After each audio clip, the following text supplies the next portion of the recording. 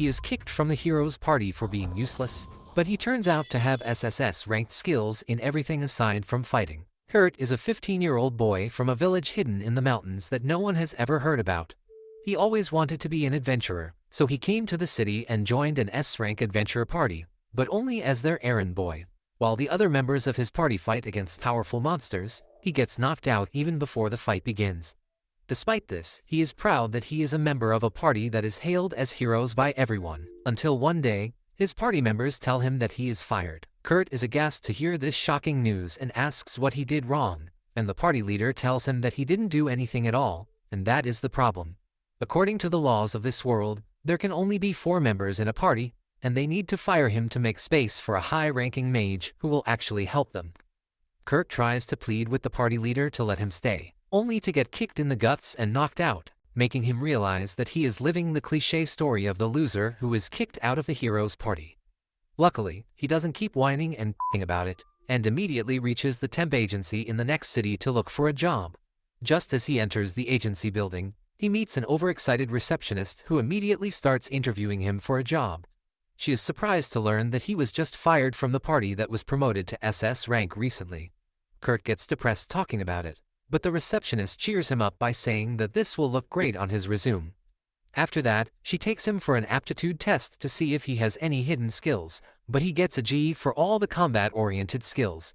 Kurt is even more disheartened, and the receptionist tells him that the guy who can test his non-combat skills will come back next week. Kurt meekly tells her that he is flat broke right now, and the receptionist decides to give him another chance. She tells him to pick up a sandbag lying in the corner, and as Kurt does it, he finds the sand sucking in his mana.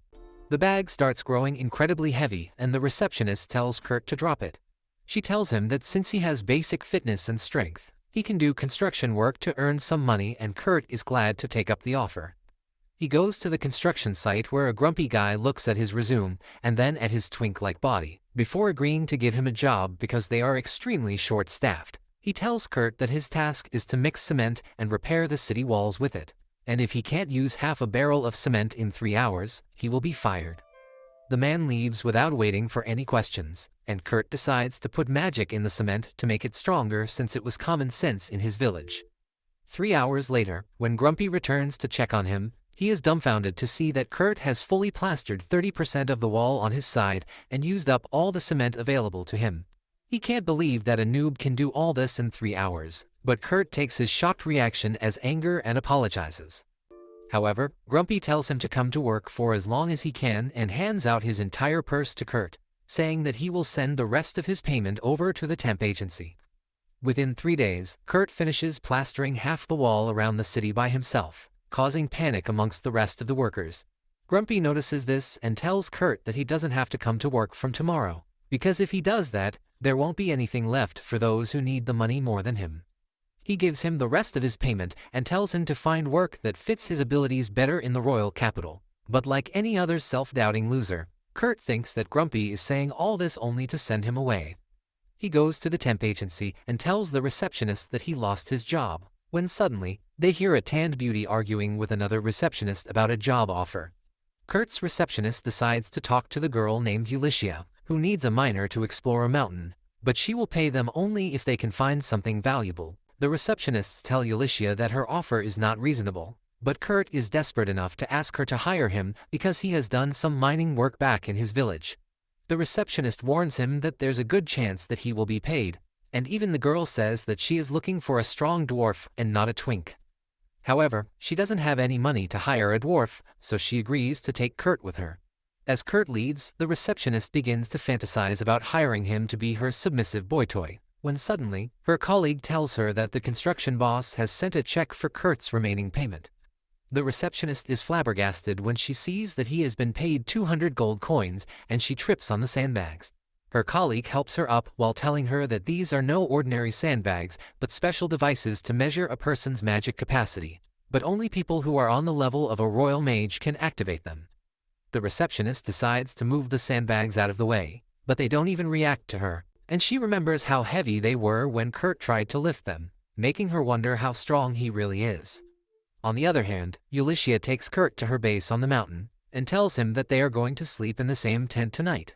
Kurt gets flustered because he won't be able to control himself sleeping next to a cute girl, and Ulysses goes crazy because he is the first guy who ever called her cute. After rattling him for trying to butter her up, she gives him his dinner, which is just a boiled potato. But Kurt still finds it delicious because it has been a very long time since someone else cooked for him. After that, they sleep in the same tent, and Kurt feels his sword rising as he sees Ulysses completely defenseless. However, being a gentleman and a wuss, he goes outside to rub a quick one out and then sleeps there. Turns out that Ulysses was just testing him to see if she should choose him over a bear, and she gets rizzed up by his character and cute looks.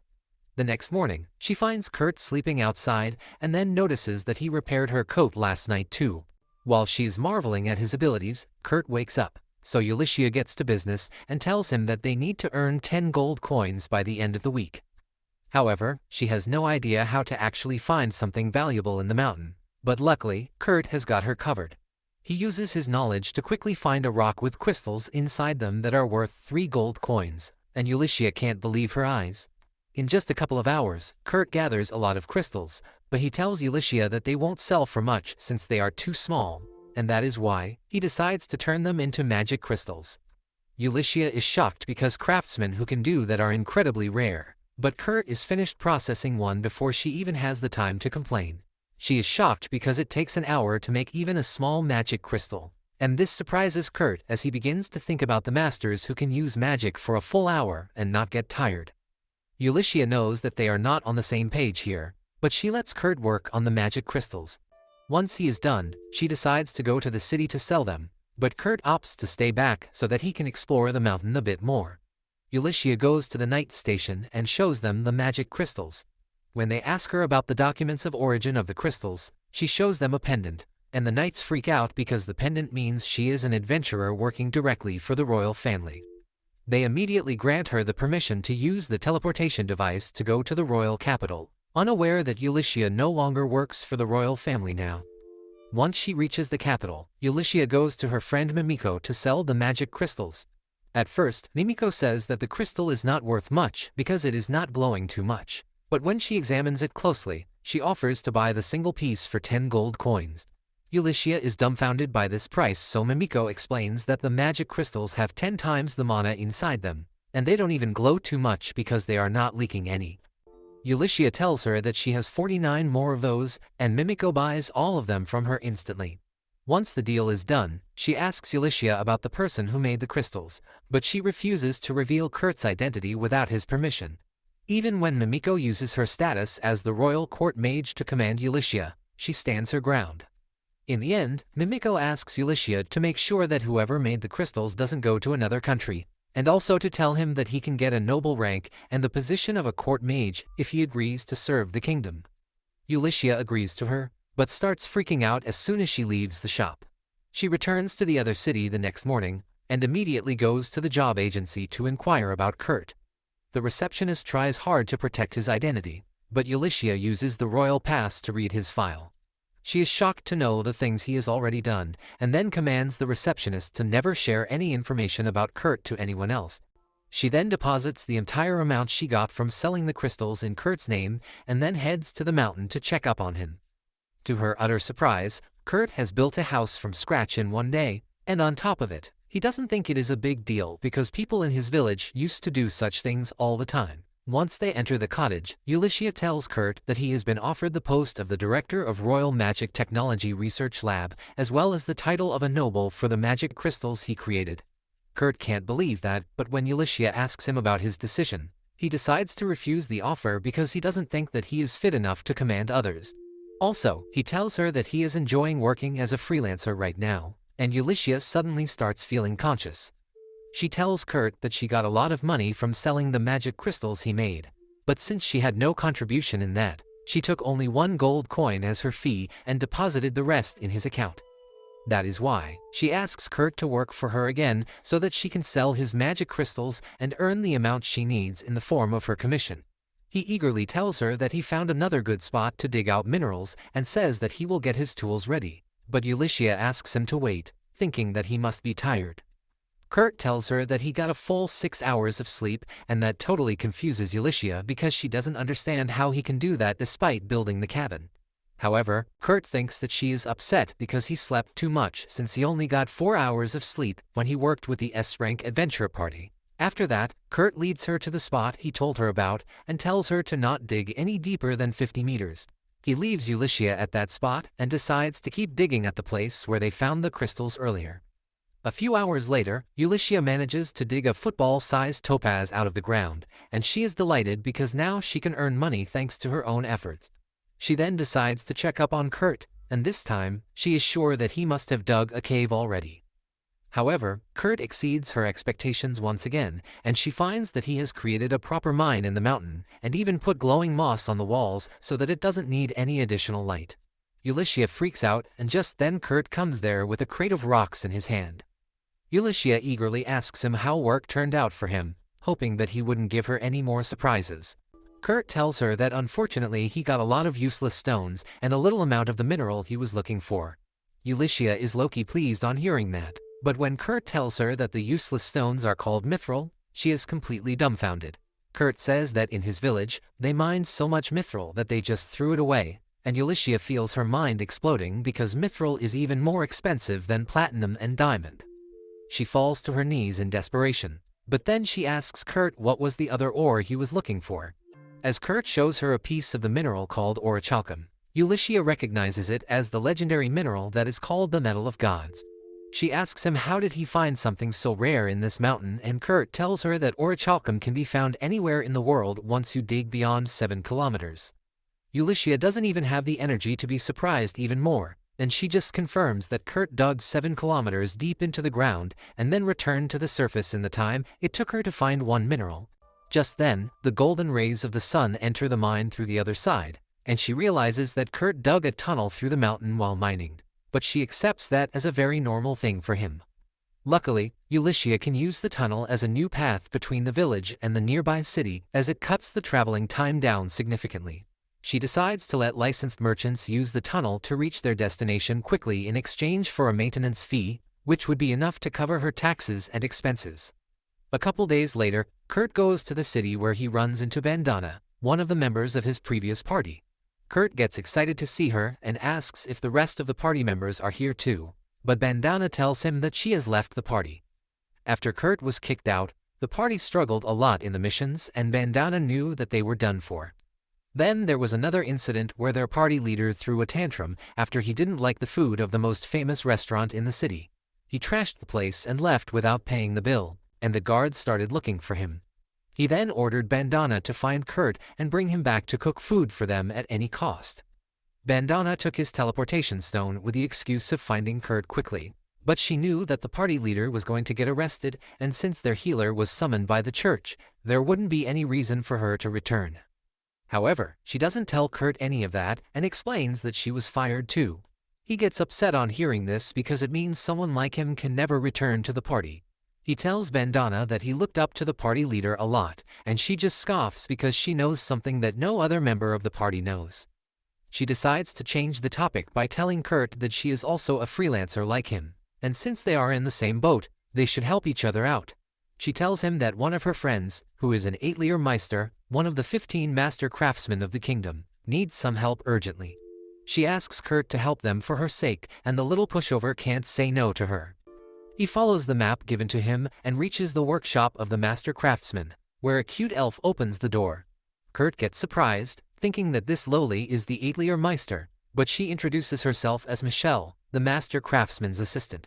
She happily takes Kurt inside as he tells her that he is here to help them on Bandana's recommendation. However, Kurt begins regretting it just as he enters the house, because it stinks worse than a bachelor's room. He finds that the entire place is covered in filth and Michelle tells him that she needs his help to clean it. Kurt realizes that he was called here just to help with the chores and not to help the master craftsman directly. Just then, the master calls Michelle to the workshop and she leaves Kurt to do his job. He immediately pulls out his cleaning gear and within 30 minutes, he turns the filthy kitchen spotless. After that, he decides to follow the direction Michelle went in and knocks at a door. A voice tells him to come inside, and Kurt obeys, only to find a girl changing clothes. He freaks out because of that, but the girl is completely unaware and defenseless. She doesn't mind Kurt staring at her as he nervously introduces himself, but then he notices a curse mark on her stomach. Kurt grows curious about it, and he asks for the girl's permission to inspect the curse mark. He thinks that she is in a terrible shape, but thankfully, she is still healthy enough to feel hungry. Kurt decides to cook something light for her and returns to the kitchen. On the other side, Ulysses takes the mithril and orichalcum that Kurt mined to her friend Mimiko, who tells her that the total value of the rare minerals is over 50,000 gold coins. Both of them agree that it is a ridiculously huge amount, and Mimiko begins to wonder how such a monstrous kid has stayed hidden from the world till now. Ulysses has no idea herself, but she reveals her plan to make Kurt an Atelier Meister, and then become his bodyguard to keep him safe. But the biggest problem in her plan is that Kurt underestimates himself a lot. On the other hand, Kurt has finished preparing porridge for the cursed girl when Michelle returns to the kitchen with her master Ophelia. Both of them are surprised to see the kitchen clean, and Kurt apologizes to Ophelia for using the kitchen without her permission. He tells her that he was preparing food for the cursed girl, and Ophelia makes him promise not to tell anyone about her. With that, she gives Kurt his payment for the day and sends him off, feeling careless about letting an outsider like him meet the cursed girl Lies. Ophelia then returns to Liza's room, who is her only student. After she helps her dress properly, Ophelia tells Liza that she will test the porridge for poison, but she tells her that it is not necessary because she trusts Kurt. Ophelia agrees to her requests, and then Liza eats the porridge. She likes it a lot, but then suddenly, she starts groaning in pain and falls to the ground. Ophelia panics, thinking that Kurt really poisoned the food, but as she starts running to find an antidote, Liza stops her. She suddenly springs back on her feet and tells Ophelia that she is cured and shows her that the curse has vanished. Ophelia can't believe her eyes because she had been unable to lift the curse, and the rate at which Liza got better is really suspicious too. She immediately heads to the capital along with Liza and goes to Mimiko's shop. Mimiko asks Ophelia the reason she came here, when Liza suddenly reveals her face to them, and both Mimiko and Ulysses fall to their knees because Liza is actually the third princess of the kingdom. Ophelia explains that Liza's mother was from a neighboring country, and she is the only thing ensuring peace between the two countries. She was cursed by someone in an attempt to start a war, but today, the curse was suddenly lifted. Ophelia asks Mimiko to help her find who cast the curse, but Mimiko is more curious about how the curse was broken. Liza gladly tells them that it was because of a man named Kurt, and both Mimiko and Ulysses freak out on hearing that he is involved in this case too. Ophelia then explains that Liza broke free from the curse after she ate the porridge made by Kurt, and Ulysses wonders what other impossible things Kurt has done in the 6 hours she spent away from him. Mimiko suddenly speaks up and says that the person who placed a curse on Liza must have connections with a curse user and enough influence to interfere with the anti-curse barrier around the palace. She has 3 suspects that fit the criteria, and they include Sinova, the first general of the Royal Expeditionary Forces, Pope Tristan of the Poland Church, and Isidora, the third queen of the kingdom. While Ophelia and Liza agree that Tristan and Isidora can tamper with the anti-curse barrier, they don't think that Sinova can do that. Ulysses replies that Sinova has connections with the Thieves' Guild, and they are experts at this sort of thing. With no way to pinpoint the exact culprit, Ophelia comes up with a plan. She says that they will lay a trap to find the person who wants to harm the princess. She explains that according to their country's laws, Liza became an adult after her 15th birthday, and now she must spend 1 year in training. Ophelia says that they will create a fake workshop for that, and then invent a fake Atelier Meister to run the workshop. When Liza starts training under the fake Atelier Meister, her enemies will try to gather information about her master, but since it would be a fake, they will not find anything. Mimiko understands that if the princess's enemies try too hard to find out about her master, they will expose themselves, but Ophelia doesn't know where they can find someone qualified to be a fake Atelier Meister. Ulysses has the answer to her problem, and she immediately shows her the magic crystal made by Kurt. While Ophelia is dumbfounded on learning that Kurt has more than one SSS rank skill, Liza is really impressed. On the other hand, Kurt goes to Ophelia's workshop the next day, but he finds that it is closed. He runs into Michelle on the way out, and she tells him that after he visited them yesterday, Ophelia left the house, so there is no work for him to do. Kurt gets depressed on hearing that, but then he gets distracted by his rumbling stomach. He immediately goes to an inn to get some food, and there, he overhears some adventurers talking about canceling a mission because their porter bailed out on them. Kurt thinks that this is a chance for him to get a job, and he approaches the adventurers for it. The girl tells him that a twink like him can't carry even his own weight. But the knight smacks her and tells Kurt that he doesn't look strong enough to help them because they are going to hunt golems that weigh over 200 kilos. Kurt cheerfully tells them that he can handle 200 kilograms without any problem, and to prove his strength, he decides to lift both the men of the group. He first lifts the samurai and then the knight, who is in a full suit of armor, impressing everyone at the inn. After proving his abilities, Kurt manages to get the job of the group's porter for this mission, and once they are done with the introductions, he finds that they are nice people. He decides to try his best not to let them down, but as soon as they are about to enter a dungeon, he steps on a slime and gets stuck. The ranger Sina tells him to stab the slime's core to kill it, but Kurt can't do even that and stabs himself instead. Sina is really disappointed by the lack of his combat skills, but she defeats the slime for him.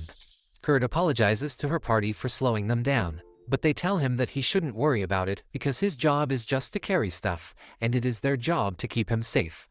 This is a completely new experience for Kurt because his previous party members used to get angry whenever he made mistakes. He starts crying because of that, but then he wipes his tears and resumes the mission. Once they reach the cave, Sina spreads glowing moss around to give them better visibility, and Kurt spots some fresh goblin poop.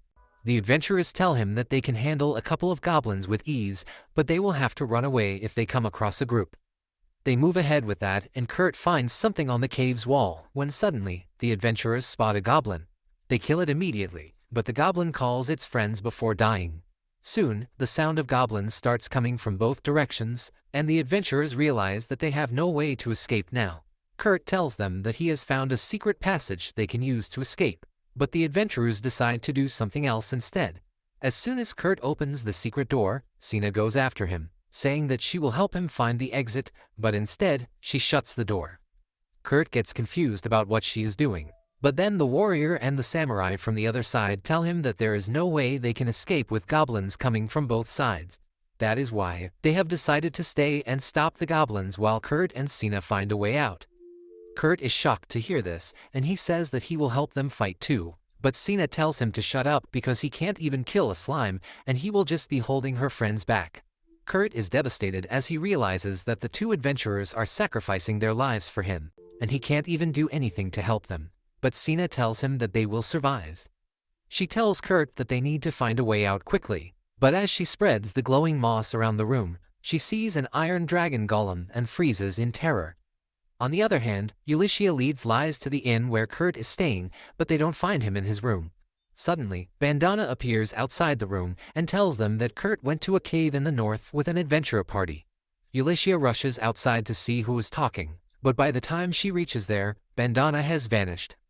Ulysses thinks that it might be a trap, but she is worried about Kurt more, so she decides to go to the caves to search for him.